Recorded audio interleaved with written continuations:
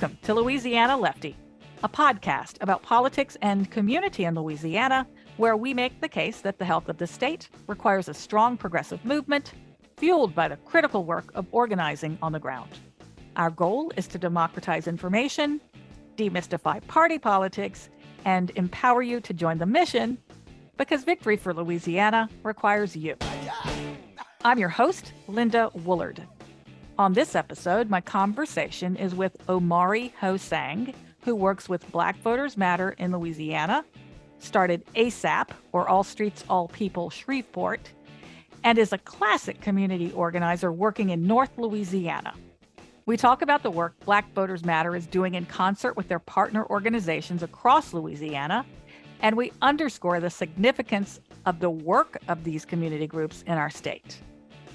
If we are power building, if we are movement building, if we are making the state a better place for workers and families, this is the space in which we need to be investing our energy, our time, and yes, our dollars. I'll note that, as often occurs when we're doing these remote recordings, we had some connectivity issues early in the interview. But as we talked, we did continue to troubleshoot and ended up with a better quality recording eventually. That said, if you're not already aware, we post transcripts to each episode on our website, louisianalefty.rocks, and include closed captions on our Louisiana Lefty YouTube channel.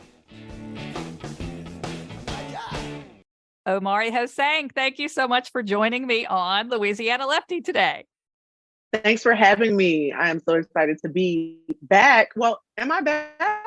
This is actually my first time on Louisiana Lefty. But we've talked before, so I felt like, I always start with how I met my guest, and I met you actually through your statewide partner calls for Black Voters Matter. And we can talk more about that in a little bit. Yes, indeed. I just wanted to let you know that I was so impressed by your calls. They're so well run. They're so well organized. And so that was just an impressive entrance to getting to know you. Thank you. I spent a lot of time planning those. You can tell. It's very evident. Tell me what your political origin story is. What first got you interested in politics? My political origin story. I don't think that question has ever been posed to me in that way. That's pretty cool. Well, for me, it's always hard to answer this question because I've had the privilege and opportunity to be able to work in different types of movement spaces. But being able to be in those different spaces has really given me an opportunity to reflect, like, how did I really get into this work? And, I believe the best way I can answer this question is if somebody asked me, if I didn't do this work, what would I be doing? I'd probably be dead. That's, to me, my origin story. My political origin story is my origin story, who I am and how I came to be, the different circumstances in terms of my growth and development, the community I'm from, where I was educated, and the differences and divisions between where I attended school, which was a college preparatory school, and what they call, we call it the over the mountain area in Birmingham. And so being educated there, but then living down the mountain, so to speak, into a community that in terms of socioeconomically looks so different. In terms of when I went to a basketball game or a football game at a cousin's school, the cultural differences that I saw emerge that also translated into people's quality of life, right? And so in that, it makes me think of like there's this really amazing book I got exposed to when I was a freshman at Tuskegee called Malcolm and Martin. I was actually taking the class, Malcolm and Martin. And it's a book by James Cone, who actually just recently died, but it's like a worthwhile read if you're into Kingian philosophy origin stories, for both Dr. King and Malcolm X. But Dr. King describes this environment called the bee's hive versus the bird's nest. And he talks about how integration introduced so many young aspiring Black families, but really the children, to a bee's hive as they integrated into mostly white spaces, versus during segregation or in an all Black environment, the bird's nest. The bird's nest that coddles and nurtures the baby birds, right, within the nest. And that was indicative of these all Black environments, especially pre-integration. Dr. King talks about that. And the reason why, for me, that really resonates is because my mother, she was seeking to expose me to an environment and a quality of education that she believed would help me to elevate. And that meant that in that space, I had to be proximal to whiteness, right? Proximal to white wealth. 2001 is when I started middle school. Like 9/11, we actually started school. I started middle school a week before 9/11. My experience as a minority person in that environment really exposed me to some social issues that I really think changed me. And so my senior year in high school, I was a theater nerd, thespian. So I was like all 10 toes down in terms of theater. And I got an opportunity to do an independent study on Lorraine Hansberry, who is like one of my heroes. She, wonderful writer, of course. Her most known work is A Raisin in the Sun. But she was prolific. She wrote many stage plays, and she grew up in Chicago to a Black middle class family, right? And her upbringing and her circumstances and kind of being othered in terms of the ghetto Black and the middle class Black, right, really contributed to her idea of an American dream. So I was able to do that play, which in and of itself helped me to reflect and understand my experience in an all white environment, but also gave me the ability to really do my first nonprofit thing, right? So for me, it's like there's the social justice perspective, but then there is the perspective of the infrastructure through which change happens, and many times that's within the nonprofit industrial complex. And so through that play, we charged people a small fee, and I was able to donate. I said, hey, I want to donate to one of the schools that was not over the mountain. Because in Birmingham, a majority of our city schools are all Black. If you attend a city school in Birmingham city schools, it will be a majority, predominantly Black school. That's how the system is, right? And so we gave to a theater program at one of those predominantly Black schools, so that they could start to be able to really build out their program. And so I was like, okay, I'm a theater nerd, but yet I am able to use my privilege, right? My privilege to change some things. And then after that, I went to Tuskegee, and from there it was all uphill. Like, yeah, I was really radicalized in the all white environment in a way because of what I saw and the things I experienced. But I was sharpened and built into the organizer in the vein of Ella Jo Baker. That was really groomed and developed at Tuskegee. From Tuskegee, between there and now, can you give me a mini bio, some career highlights that got you to Black Voters Matter?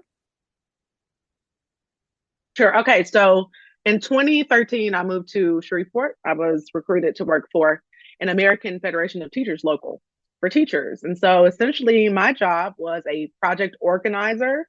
So I was responsible for recruiting teachers and school personnel like cafeteria workers and custodians, front desk, secretaries, everyone really except for administrators into the union. And so that's how I got my feet wet in terms of Louisiana, because I actually was still living at home at the time when I came. And so I worked for Red River United and organized for them for 2 years, so 2016.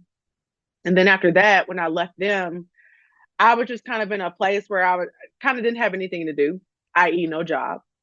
And at the same time in Shreveport, there was an uptick in violent crime. It was like out of control. It was in May, it was the summer, it was hot. And it was just like one of those times where it was like, okay, this is getting pretty this is getting pretty rampant, right? And so we convened like a team, when something happens in the community, we saw it a lot during George Floyd. Community members come together and we had these conversations like, what can we do? Like, what do we do? How do we do it? What is the actual issue? And I noticed in these conversations, we kind of kept going in circles. You don't have nothing to do. Okay. Well, the city doesn't provide anything to do. Okay. And the programs don't have the money. Okay. And then the people who have the money don't want to help the issue. All right. We're back in this full circle and we haven't developed any solution. And so, I decided to convene. I was like a newbie, I was like 23, 24, 25. And so people in Shreveport didn't really know me. I had been organizing for the union. So that was pretty insular. But I decided to host a community meeting. And during that meeting, it was like a Muslim minister, a lady who is like always, commenting on social issues, like the lady on the block who you go and ask who to vote for. Um, a couple of friends, one of them who is really into tech. He actually works for Apple. Like it was just like a hodgepodge of people. It wasn't a huge group, maybe 10 or 15 people. And we had that circular conversation. But then the circle started to straighten out and it became more linear. Because what we did was we decided we wanted to leave that room, that space, with at least one solution that we would together implement. And the thing that we landed on, because what we saw when we looked at the data was that most of the perpetrators and victims, people who were getting killed by gun violence and people who were doing the shooting, they were all majority of them were between the ages of 14 and 29. And so we were able to take this pervasive issue and take a chunk of it. And then as a community to develop the way that we would target it. And we decided we wanted to do a summer job training program. One that would focus not on hard skills, but soft skills. Those skills that actually get people into the door, that help them to achieve and acquire the job. Because we know that a majority of the hard skills that we learn on a job are learned on the job, right? Not before the job. It's the soft skills that get us the job. And so we did that. No money. I literally lugged around a printer so that during our workshops, we could print our students' resumes. We did guerrilla marketing, right? To target and get young people, get parents to know that we were doing these free workshops every Saturday. We would provide professional introductions. We would provide resume writing. We would provide job training skills, interview skills. And then we took it even a step further in our second year. And we were connecting the young people with actually in our first year we did it, but it was like really grassroots, like literally we had folks to sign up to have their yard cut. And we had a team of young people going out and doing landscaping. But that second year, we were able to partner with organizations like Fire Tech Systems, okay, which is like a fire ordinance organization, private company here in Shreveport. And we were actually able to attach young people with jobs. So not only provide the training, but provide the actual job. We even had a partnership with McDonald's. Every McDonald's restaurant owned by Roy Griggs opened up their employment process to our young people. So what that presented to us is that we as just regular everyday people can develop a program that helps to, number one, target a specific group, target the impacted people, and then create a system, a pipeline, not just a program, but a pipeline that gets our young people from the starting point, which we believe the starting point is what leads to the gun violence. There's them a way down a pipeline that helps them to secure something that's tangible and meaningful that can help them change their life circumstances. And so that is what became ASAP. That's how ASAP was born. And ASAP is an acronym that means all street, all people. And we believe that we have to answer the question, how do we solve long-term problems with a sense of urgency? That is our goal. And so we believe in order to answer that question, first of all, we need to be in all geographies, including places where people are commonly left out of decision-making processes. And we need to engage with all people, meaning that everyone plays a role. Everyone plays a role in this work. everybody, as an ally, as an impacted person, as a researcher, as an idealist or visionary, as someone who is going to be boots on the ground. We believe everyone. And so we take that theory of change and we focus on 4 root causes: inequity in schools, lack of employment, health disparity, and economic disparity. And did I see correctly that you've done some housing work around ASAP too? Well, not as much. Well, in a way, yeah, yes. So what I've done is partner with Housing Louisiana, and I partner with them in a variety of ways. But the first entry point into Housing Louisiana, which I'm not sure if you've met the inimitable Andronika Morris with Ganoha and the Housing Triad. You should meet her. Now, you want to talk to somebody who is a champion for housing justice and leaning into the word justice, not just how affordable housing justice. You got to talk to Andronika Morris. But, I was connected with the housing work when I realized I was impacted. I was impacted by cost burden. And so essentially I was paying more than 35% of my income to be able to sleep under a roof. And I didn't even recognize that was even an issue. I was just kind of living with it, right? Mm-hmm. But I attended a listening session and they were talking about cost burden. They were talking about homelessness. They were talking about housing equity and the different systems, the entities, the organizations, the committees, like the Louisiana Housing Committee, the different entities, decision-making entities that play a role in this housing, and what a housing crisis the state of Louisiana is in. And so through ASAP, I was able to do some traditional grassroots organizing to identify people who have been impacted by housing issues, and do not only advocacy around it, but to do organizing, which to me are 2 different things, and to provide mutual aid to people who are actually in need, to provide the need and support that they need right now, while also building the movement to advocate against the system that's causing the issue, right? We have to be able to create a system or an infrastructure that allows us to do so. So I would define my work not only with ASAP, but with Black Voters Matter as a part of that building, right? Because with Black Voters Matter, of course, you hear it and you're like, okay, it's all about vote. And, right now, everything is about voting, right? And I'm really glad to be able to play a role and actually play a couple of different roles in terms of housing.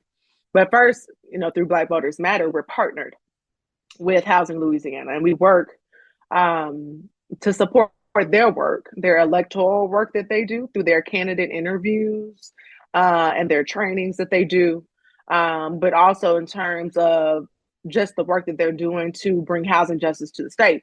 So they're doing work as well on beyond just voting issues. So like at our foundation, that's who Black Voters Matter is we're a power building organization.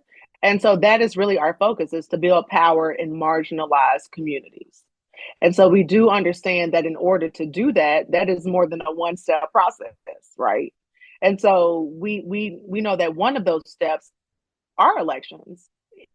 It is getting out to vote, and is voting with intelligence in terms of really doing our due diligence to understand for ourselves what's on the ballot and the implications of that, but also helping our fellow man understand that, our community members, our family members, and our friends. And so, but we also know that there has to be 365-day organizing around issues like housing. So that's why we are partnered with Housing Louisiana. But we're also partnered with other groups across the state who deal with other issues that impact Black people in Louisiana. And so environmental justice, we're partnering with Sharon Levine and Roz St. James and the Concerned Citizens of St. John, and others who are doing work in Cancer Alley and dealing with industrial contamination and how that's causing like literal illness and cancer in Black communities. We're partnering with organizations that are dealing with gun violence and criminal justice, mass incarceration, like Decarcerate. That's how we came into partnership with Decarcerate when they were fighting this bill, but also statewide organizations that are dealing with providing that actual information in your hand, like Power Coalition. To me, no one really does it better than Power Coalition in terms of documenting the information that we need to know and getting it out, right? Getting that information publicly accessible to where folks like me and our partners who are on the ground, who are in the communities, in those places in the rural areas where people don't want to go, where you can't get phone service, they're out there moving and building power.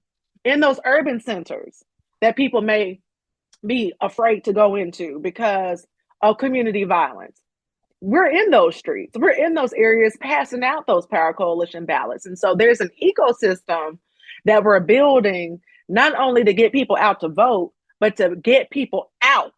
We need to get people out into the community to build power together. We all have a role to play.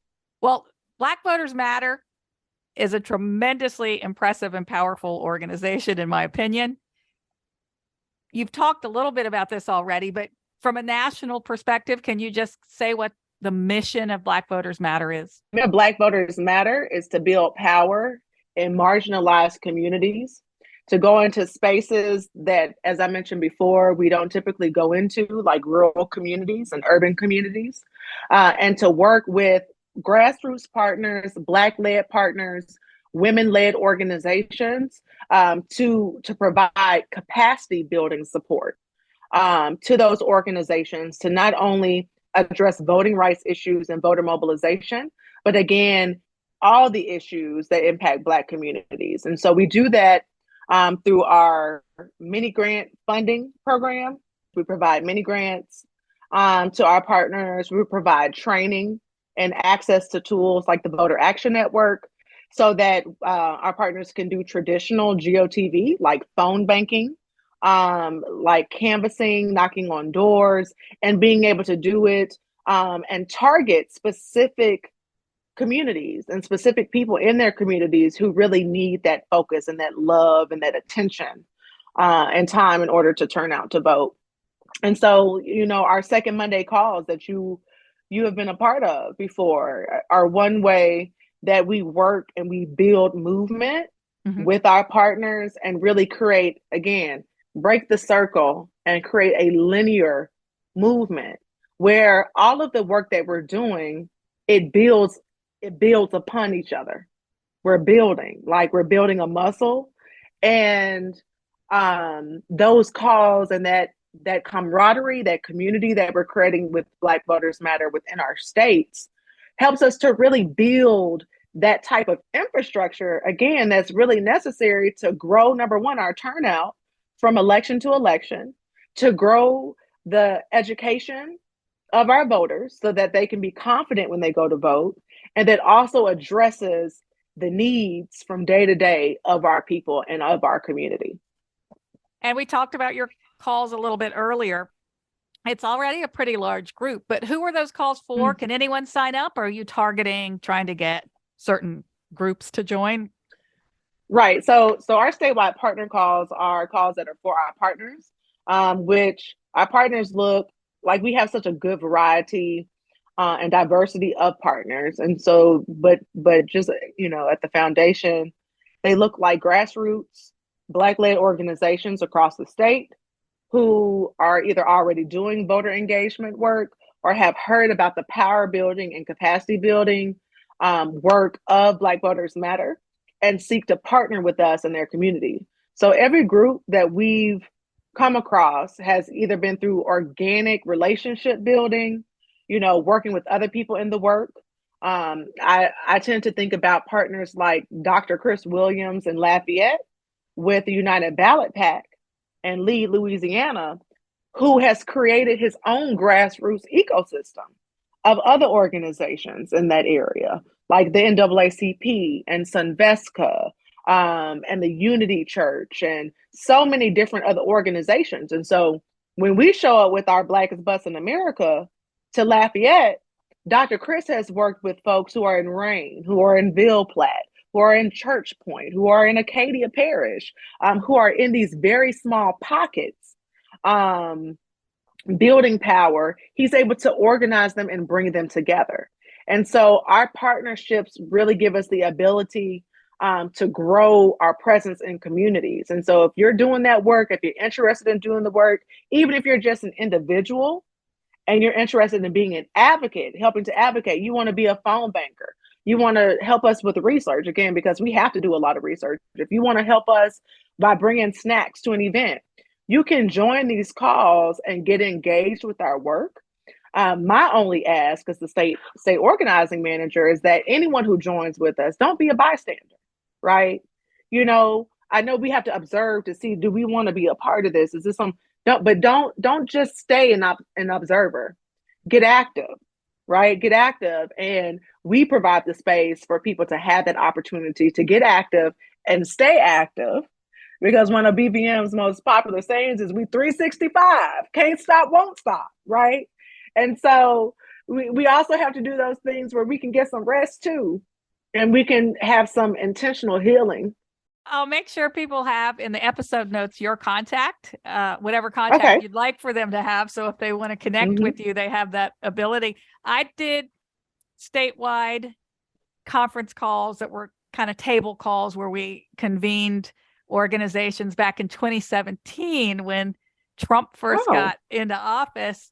And we did those weekly, and they were really great because they were opportunity for folks who had been organizing for a while to speak to a lot of those new groups like the Indivisibles and folks like that who were just coming to it. So we really were able to connect some folks so they could learn from existing organizers who knew how to do stuff like protests and rallies and marches and petitioning legislators and stuff. So that was really nice.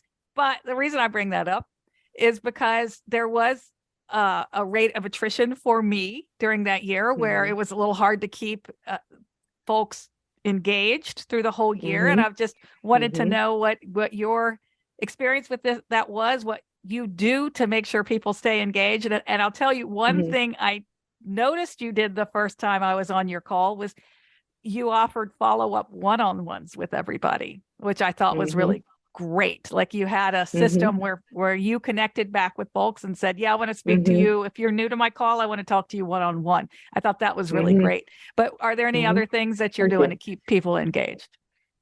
Well, number one, I think really being, and I just mentioned it, so it's the perfect question, being intentional about like taking space from the work. Because I think a lot of times what I see is like you were doing those weekly calls with Indivisible back in 2017, like, I gotta like bow down to your sister because that is a high level of commitment. And just like life is stressful, and then being in the work is stressful and can be traumatic sometimes because we define our wins and losses in ways that can be hard to take. So one way that we keep people engaged is by saying we're taking a break right now, right? And so, BVM in July, we take a step back the first 2 weeks of July. And they're very intentional, like we're taking a break, we turn off our emails, do not disturb, we don't have the call for that month.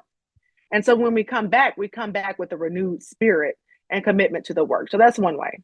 And then in terms of the one-on-ones that we do with our partners, that is a testament to the fact that transformative work, systems change.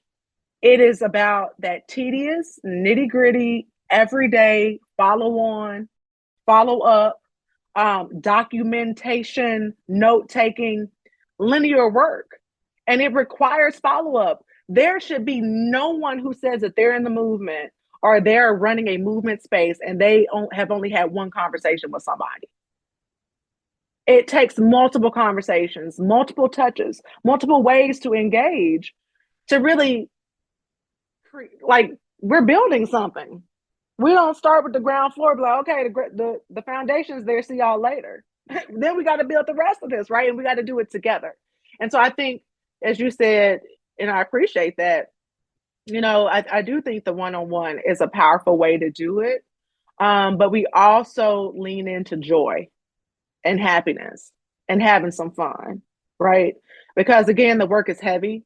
And so that is actually one of the key principles of Black Voters Matter is that we know the struggle is real.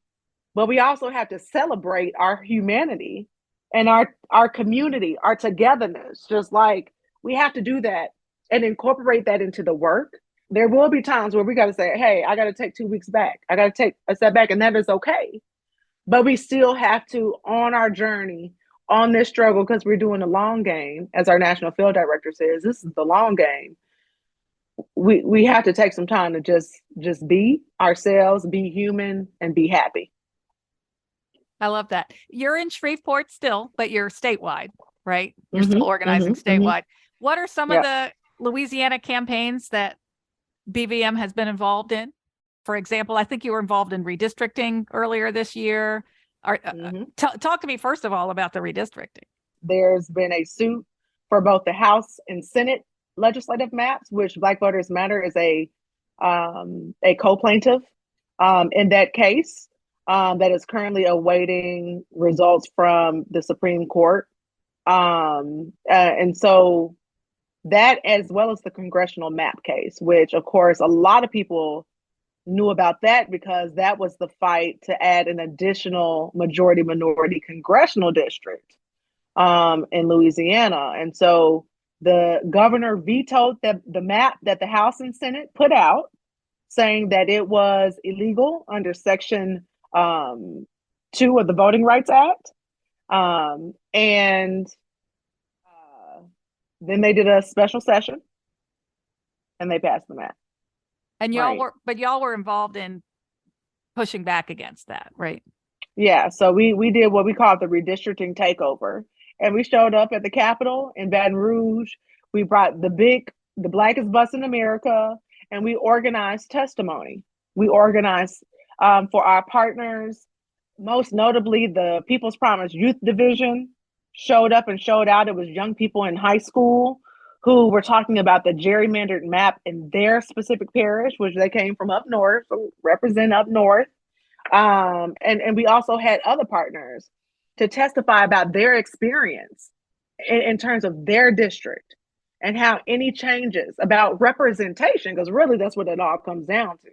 Many Louisiana decision makers are not ready for the population of Louisiana, the Black population of Louisiana, to be fairly represented. And so it is a fight that has gone out of the hands of the legislature and now to the courts.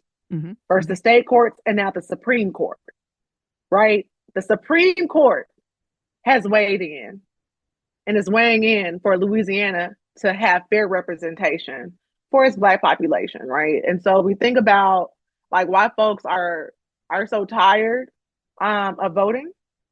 It's because election after election, Louisiana has like the most elections of any state in the country. Yes. And throughout a year. So we're constantly voting and we're not seeing change that's commensurate with the amount of elections that we have to participate in. And so when you talk about like attrition and like people kind of falling off, people are falling off because like we're tired. And we've had people who in our partner network have been fighting longer than I've been alive. And here I am, and I am their comrade and fighting an issue that they've been fighting for generations. That can be so, it could take the spirit right out of you. It could take everything out of you, right? For that to be your experience in terms of change.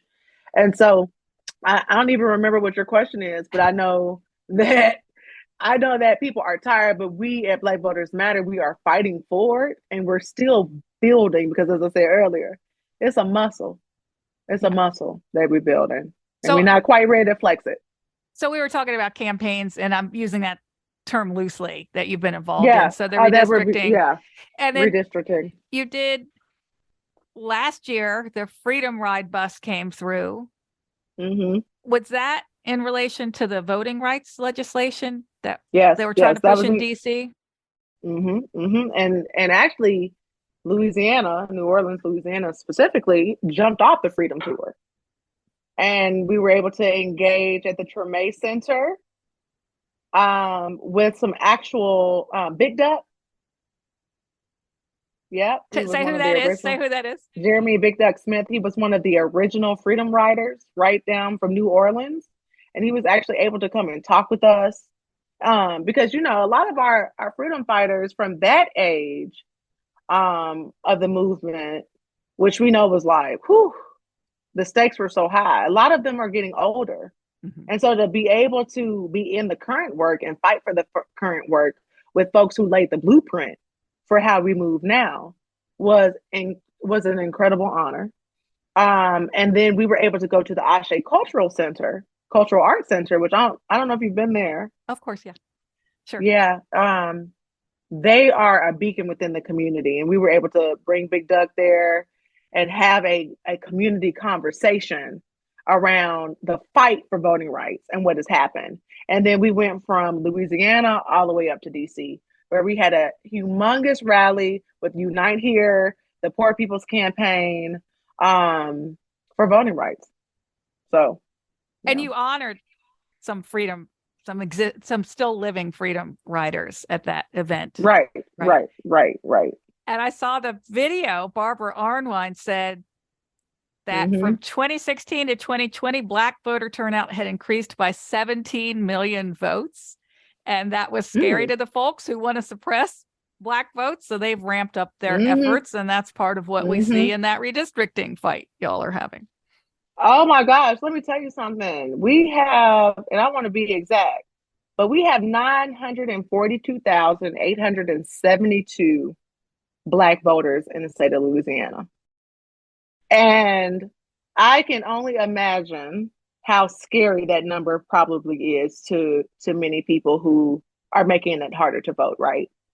Those are the people who are already on the rolls, who already have their rights to vote, who are already of age, right? All they have to do is be activated. So when you talk about a state Senate race and you say we can never have a Black statewide representative on the federal level, I'm here to beg to differ. The math shows you that people of conscience in Louisiana and Black voters and people of color, we can elect a candidate on the statewide level. We can do it. But it's just about the work that happens in between the elections. That's right. That will give us the ability and capacity to do just that. It's the organizing work that needs to be done. And I'm just going to tell you, your founders, Latasha Brown and Cliff Albright, wrote an article recently that changed how I'm thinking about the support I get, because I'm a small dollar donor, but I give donations to a lot of candidates. But their argument was that the people who are actually turning voters out to vote, that are swinging these elections, are groups like yours and Power Coalition, New Georgia Project, folks who are on the ground turning out voters. And that was sort of lightning bolt to me, where I'm like, I need to change how I think about my small dollar donations and start sending them to those places where folks are actually doing that 365 organizing work and turning voters out, speaking to people, making sure they understand why it's important that they vote, and the opportunities, the possibilities, I should say, that you're talking about, the possibilities for statewide elected officials if folks turn out to vote. They won't ever know just from a candidate putting ads on TV or whatever. It's that engagement that y'all are doing that's really the root of how we can change our elections, and that requires funding. That requires support. That requires funding. So many people think that this work is all volunteer, right? There's that misconception. But when we say capacity, we mean tools and resources and training, but we also mean money, right? And so I'm so glad that you mentioned that in terms of like changing your perspective about how you invest your resources into this work. Because as someone who has been a campaign manager, I will say a candidate can inspire the people, and we've seen that through the turnout. A candidate can inspire the people like the people can inspire the people to just get out there and use your power. Politics many times can be so transactional, but what we're doing is transformative. And so I'm glad that you're putting that in the perspective. And that's a real conversation that we really need to have, not only statewide, but nationwide, about how dollars are invested into this work on both a state level, and how we can work with folks like you and others to really increase that infrastructure and increase that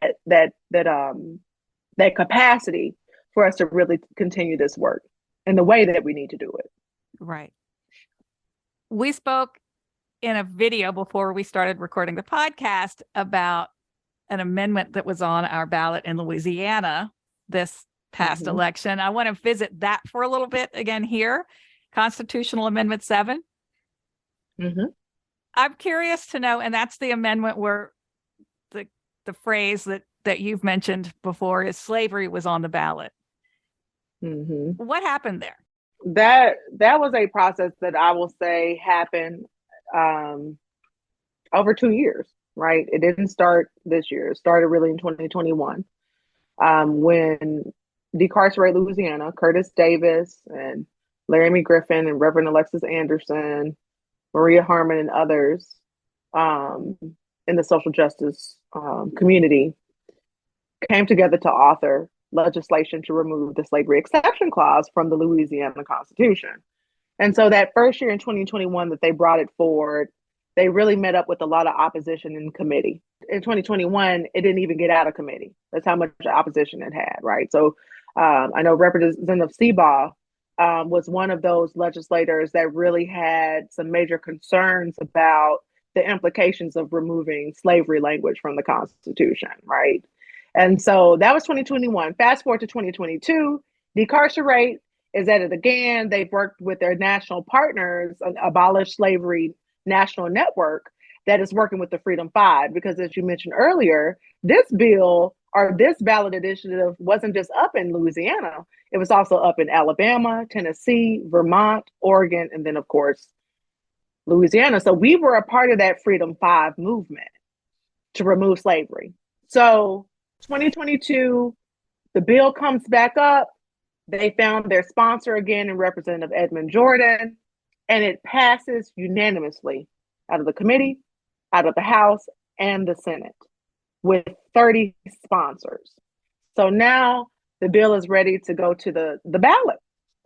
And it became Constitutional Amendment 7. So it went from HB 298, SB 298, became Act 276, and then Constitutional Amendment 7. And now the people get to decide whether, yes, they want to remove slavery and involuntary servitude as a punishment for a crime for the Constitution, or no. So we were ramping up, organizing efforts to get the vote out and to really explain the language. And then we were hit by a whammy when the sponsor, Representative Jordan, actually put out an article.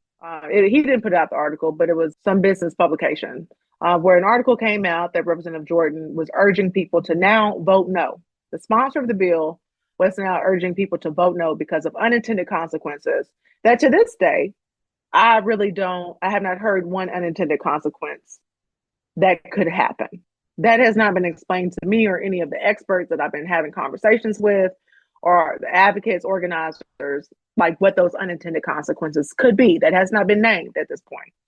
But what I do know is that more than 60% of the state voted to keep the language. And, you know, as I mentioned earlier in our video interview, what happened with Constitutional Amendment 7 to remove slavery and involuntary servitude from the Constitution was a 1-2 punch. First, the language was confusing to begin with, right? So we're going from accept as punishment for a crime to accept in the lawful administration of criminal justice.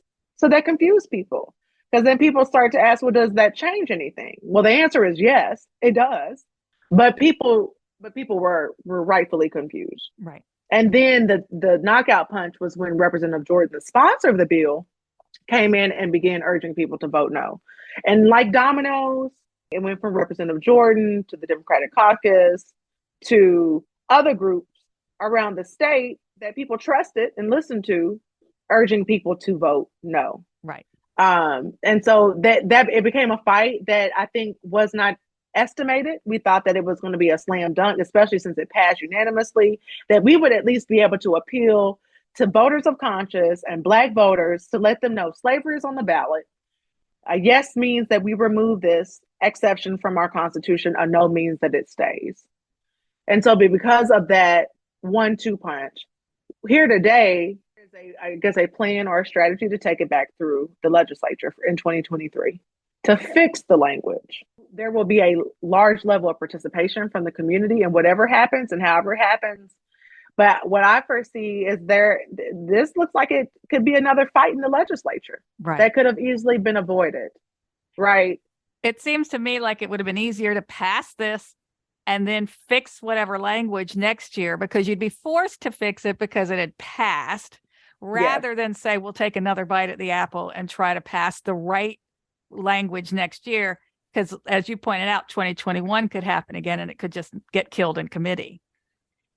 But folks who don't deal with the legislature a lot aren't going to understand that those little specifics like that. And I'm going to say something that's Lynda talking and not Omari, because I think you'll have something to say behind this anyway. But this is for me. I just want to be very clear that having spent over a decade in a political space, and specifically Democratic Party politics in Louisiana, I just want to say that politicians often have political considerations with what they're telling you. Whereas for me, I like to trust the community groups. They're more likely to be telling you information based on what's best for the people. So that's why when people asked me how I plan to vote on that amendment, my first stop was Voice of the Experience, to go to them and say, hey, what are y'all recommending on this? Because I knew that they would not steer me wrong on this sort of issue. But I know you made a comment that I think's important. So I want to let you make it again on the video that we did, that it's not about an individual legislator. You didn't want to kind of put the onus on an individual legislator. And I just want to let you kind of repeat that. No, and it's not so much that we don't put the onus on an individual legislator, because I think there is most definitely a level of accountability that will have to be directed to the decision maker. However, on a broader level, we have to really tackle and target the issue, not the person, right? When we're designing campaigns and strategies, it shouldn't be focused just on the people who are making the decision, but the system itself, right? Because when we are understanding and tackling it from a systemic approach, then we're taking all things into consideration, which means we're bringing the right people, the right organizations, the right entity to tackle those individual processes and systemic issues that are causing us the problems to begin with. When Representative Edmund Jordan was born, he didn't say, let's put slavery in the Constitution, right? That happened far before any representative that we're dealing with today was even born. And so what we have to recognize, with that being said, is that we are tackling systems that takes a long time. That means that sometimes we have to depersonify it. I don't know if that's a word, but depersonalize it, right? And be very objective about it, while also creating ways to call people in. I say that as opposed to calling people out. Because I operate off of the no permanent enemies and no permanent allies, right? Because we're dealing with an issue, not the person. So that's where we stand on that in terms of how we deal with accountability. But also, one of the easiest ways to hold someone accountable is in the ballot box. You don't have to, it's no face to face, right? It's not confrontational. You go into your private booth, and when the 2023 House and Senate elections come up, and we're thinking about those legislators who made it harder for us to remove slavery from our Constitution, when we get in that ballot booth, we make sure we don't press the button next to their name, right? We press the button next to the name of the person who we know holds our best interests at heart. Well, how do we know that? How do we find that out? That's that organizing that happens in between and during elections, where we, as individuals and as communities, understand who holds our best interests at heart. We look at their voting record. We look at the things that they've done in the past that demonstrate that they can help our communities, right? We look at the things that they've said, how they're moving, who they're talking to and who they're not talking to. And then we educate our friends and our families on that information that we're receiving, that information that is pivotal and critical in a language that people understand in a language of the people. I do want to have a lesson that we take away from this episode being that folks should listen to their community groups first and foremost. And Please do. I want them to know, because look, people were rightly upset when they came on the other side of this and the story started to come out that Louisiana left slavery in the Constitution, and people were like, no, no, no.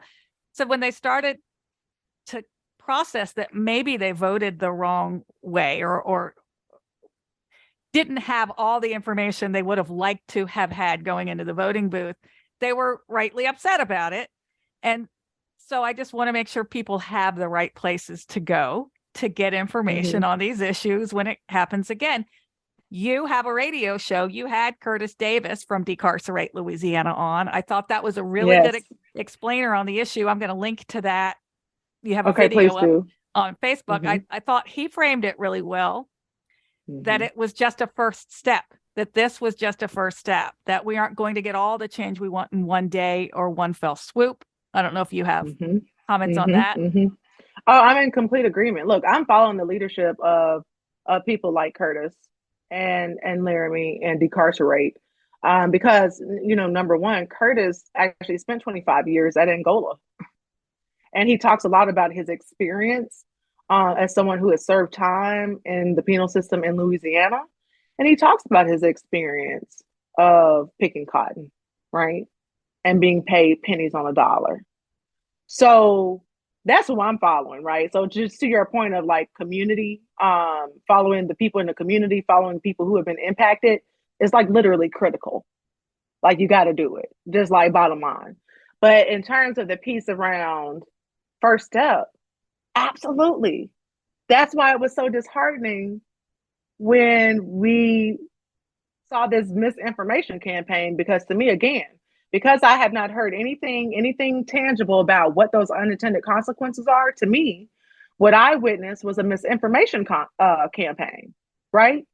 And so this is a first step to educating our people on not just Constitutional Amendment 7, but on all of the systems and processes and issues that impact us in a way that gets to the people, that is understood by the people, and is actionable by the people. Is actionable by the people. That election, whether your person won or didn't, regardless of whether that bill, to me, that could have been a slam dunk that didn't pass, or even though it did not pass, was just the first step. That first day in the gym, you're not gonna walk out looking like The Rock. It was just one day, you know. We did our push-ups and our leg things. We've done a good workout, but we got some more workouts to go. So, right. So don't burn yourself out. Don't pull a muscle. Take that break, drink that water, but just know we're going to be hitting the gym again December 10th. And then after that, we're going to have to hit the gym again. And for these House and Senate and for the gubernatorial race in 2023, not to mention we got leg days at the legislature, right? And there will be so many different policies in terms of this particular fiscal session that impact us. And so there's a lot of work that we have to do.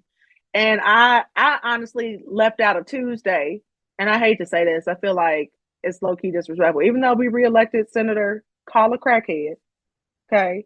Right. Even though we reelected him, I leave knowing how powerful we are. The bomb threat at Kenner shows you how serious people are about keeping people from getting out to vote. We're powerful. We just got to tap in. Yeah. So, you know, one thing I want to say to people, I know it's frustrating, but don't tap out. Right now is the time to tap in. I guarantee. I really guarantee. And I do want to mention again your radio show. First of all, I love the framing of the gym. Your framing of this is going to the gym. But thank you. But also your radio show seems like a good place for people to go in the future to get good information. When is that happening? How can people access that? So you can tune in live to What's Up Nation that broadcasts on 99.7 KMJJ up here in the street, well, in the northern Louisiana area. But you can tune in live on Mondays. You can tune in live on Mondays at noon. So catch us during your lunch break, and then it syndicates on Sundays on the radio. So for listeners, for anyone who is watching or is listening in the northern Louisiana area, if you turn your dial to 99.7 KMJJ, you'll be able to hear me on Sundays at noon. So tune in to my Facebook or my Instagram, and I'll send that information to you, Lynda, so that you can share out my social media. You can tune in there live Mondays at noon for the show, What's Up Nation, also known as Woo Nation, where we really dissect political issues of consequence, popular issues of consequence, anything that impacts our community. We talk about it, but we also walk away with a call to action. That's great. You've also been connected to the Louisiana chapter of the Poor People's Campaign, which is the movement founded by Dr. Reverend William Barber. Is that still active here? So the Louisiana Poor People's Campaign, there have been, look, that was another training ground for me in terms of really fusion movement, bringing together various causes and various groups to build a large mass people's movement. And I really want to see more from the Louisiana Poor People's Campaign here. I think that's something, if someone wants to take up that banner here and really grow that, there's so much potential there. I mean, from bringing in the arts community, the faith communities of all different faiths, the disabled community, to really talk about that, to talk about the demilitarization and the environmental justice issues, systemic racism and poverty, what they call the ills of society and systemic racism. That movement can really, really, really do some things in Louisiana. And so, anyone who's interested in any faith leaders and any members of the clergy, folks who consider themselves impacted by the three evils of systemic racism, poverty, demilitarization, or the war economy, rather, reach out and let me know. I know one of my good colleagues, she was doing some things. And I know Sharon Levine does a lot of things in terms of the environmental justice piece around the Louisiana Poor People's Campaign. But that's something that I really want to see grow. I want to see it grow. Okay. Well, I was checking my timeline. You were our organizer of the month exactly 1 year ago. Yes, indeed. So it's been a year since we first nominated you, or you were nominated and celebrated. Look, that's my certificate right there on the wall. You got your award on the wall. That's awesome. You also nominated, I'm not sure if I'm saying the name. Is it Brecca Peoples? Brecca Peoples. You've done some work together up there in North Louisiana, right? Man, Brecca Peoples is one of the realest freedom fighters of our generation. Seriously. Yep. Up here in North Louisiana. And she also works and advocates across the state, really wherever she's needed. But that was it was some of her group that went with you to the redistricting conversations, right? Yep. She brought her People's Promise and her youth division, the People's Promise Youth Division. And she's actually, not only did she engage them and provide training for advocacy, she's also sent some of them to some of the most prestigious colleges in the nation. And so she had a recent Tulane student, someone who started at Tulane this year, someone who started at Stanford this year. And so she is really training up and engaging our youth in a way that I've never seen done before. The organizations you're working with, when are y'all planning to get together to look at 2023 and what you want to do there? We have definitely had that conversation. And one thing that I really want, people to think about is are there people in the community who could get in some of these races? Are there people in the community that you would like to see, right? Because we really have to deepen our conversation around vetting candidates, right? Who represent our interests and our ideals and will push our agenda unapologetically. And so I know that it takes resources, but I think that we need to start having those conversations and start putting our people in place. And then we'll talk about the resources later, right? But let's find the people. Let's find the people and really build that. But, again, it's just going to be another day at the gym. We're going to have to really flex. We're going to have to really build so that we can have a conversation about what role our House and Senate play in our legislature, what role the legislature plays in our state, what policies they impact, what things do they preempt. Are there certain things that our local cities could have more ability to do, could have power over our pay standards and our vacation? What power, what role does the legislature play? What resources do they have power over, right? So we have to start now having the conversation with the public about what role the legislature plays. What role do they play? What role does their legislator play? Who is their legislator? Who is their on the House side? Who is their legislator? And on the Senate side, who is their senator? What is the difference? Have they had a conversation with that person? So let's start doing that education now, so that when it's actually time to start doing that phone banking, having those conversations on the phone, when it's time to start knocking on doors, we've already educated people on the role those offices play, and we can start to really engage people. And I also invite people too to consider issue mining, and really figuring out what are those problems, what are those concerns that folks in their community have. And then we develop a strategy and messaging that resonates with that. Thank you for saying all of those things, both candidate recruitment to all the way to the last thing you just said. That was all highly important. With all the nonstop advocacy work you do, you mentioned joy a little earlier. What are you doing for self-care, and how are you making space for joy in your life? Honestly, I'm like Nike. I just do it. Right? Look, I mean, because seriously, as a mom, I'm a mom of two boys. I have an 11-year-old and a 1-year-old. And that keeps my life interesting. But I have to be real serious about prioritizing just spending time, because this job never stops in a way. Yeah, I try to wind down around 5 or 6, but I get calls at 12, 1 in the morning sometimes regarding the work, right? Because again, we're dealing with people and people's issues. So there's issues don't clock out. The problems of humanity don't clock out, unfortunately. But when it's time for us to reclaim our time and spend it with ourselves, our family, our tribe, our community, sometimes we feel guilty when we take that space. And especially when I was a teenager, my mama would tell you, I didn't have no problem taking a nap, pausing, pressing stop. But as I got older and became a mom and really got deep into this work, I started to feel like, oh man, I'm taking a break. I could be doing something, anything. I could be looking at my calendar. I could be making a call. I could be checking on so-and-so. I could be writing. I could be on. So there's always something to do. That's right. But we have to really be like Nike and just take that space. I don't care if the space is 30 minutes. I don't care if the space is putting your phone on do not disturb. I don't care if that space is taking a nap when maybe you should have been on another meeting or been at another meeting. Anything, spending time with your children in the middle of the day, going to the park, whatever that space is to keep us healthy, to keep us in the work.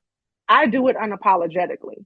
So if you can't find me, trust me, I'm not worried. I'm over there taking a nap, spending time with the babies, at the park, whatever, right? And I think that's something that we should continue to push, that the world will continue to spin if we take a break. It will continue to spin. And so let's not be guilty about it, and let's just do it. And it's really important because, as you've said over and over again, this is not just 365. There's no end to it, right? I mean, this is lifelong commitment. And through different phases of our lives, we may have more or less time to invest in it. But when we're in one of those times when we're investing a whole lot of time in it, as you mentioned before, you'll burn out if you don't take the time for yourself. Yeah, you got to do it. So just do it. So let's get to the last 3 questions. I ask a version of every episode. Okay, because I do have to get in the car line soon. I'm sure that you do. I appreciate your giving me so much time today. So no problem. Omari, what's the biggest obstacle to progress in Louisiana? Anti-Black racism. And it's something that you would think that just white folks do that.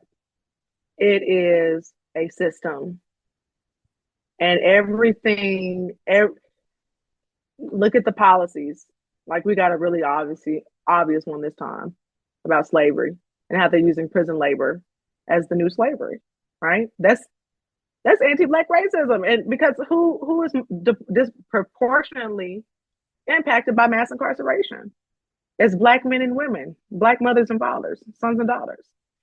So that's just one example of how those pervasive systems that were built to keep a certain group of people in their place impact everybody. Mm-hmm. And I mean everybody. No one is immune. I don't care if you're not Black.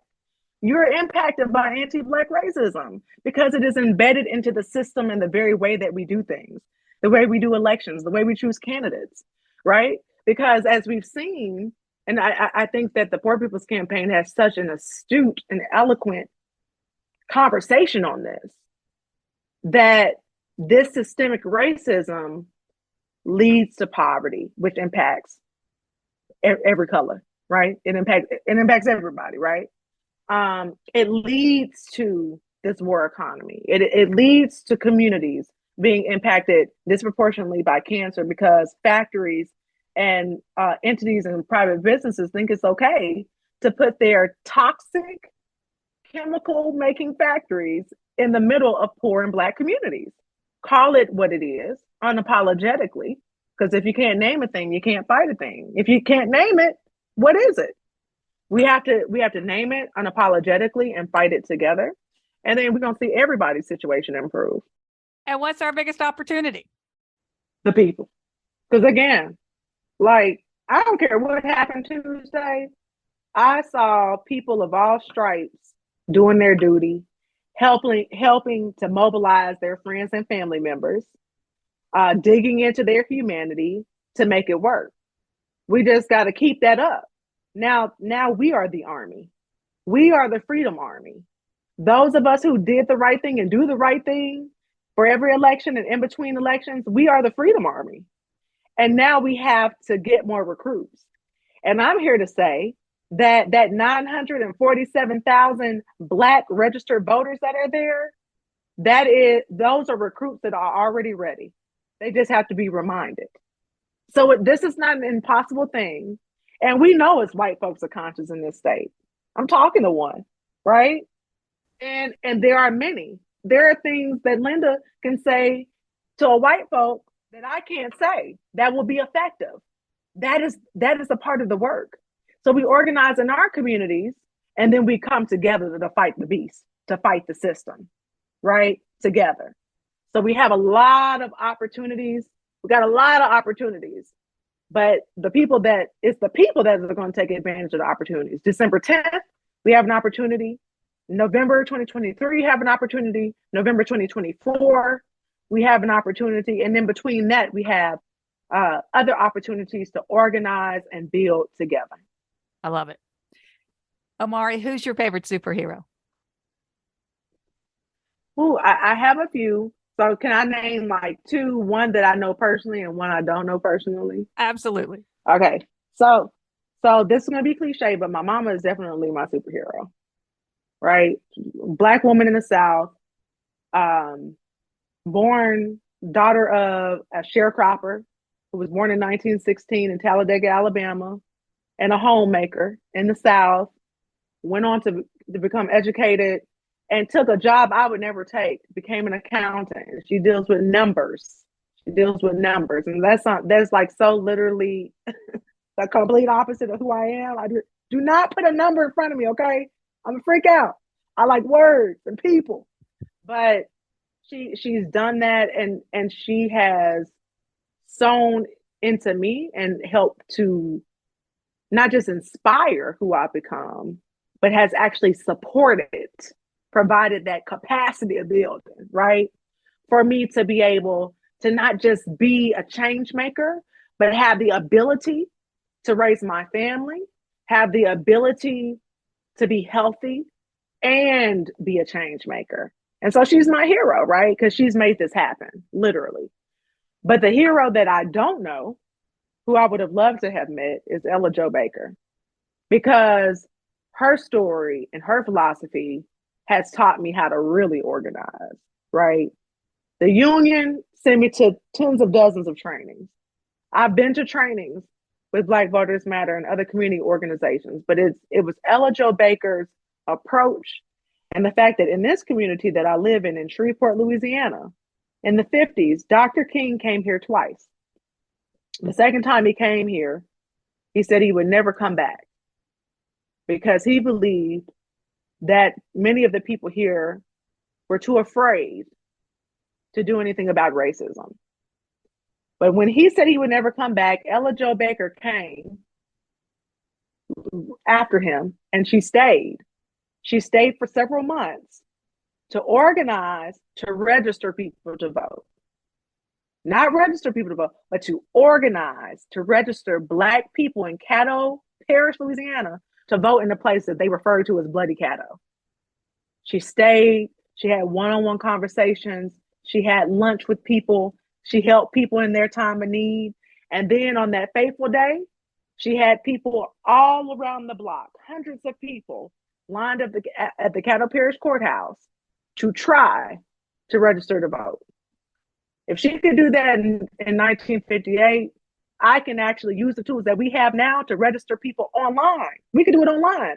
She had to do all that just to get people to line up to try and pass the poll test to register. If she could do that through building relationships with people and meeting people where they are, we can do so much in 2022. We can do so much. But she always said, you don't need strong leaders when you have strong people. And we are all strong people within our own right. We just have to be reminded. We just have to be reminded.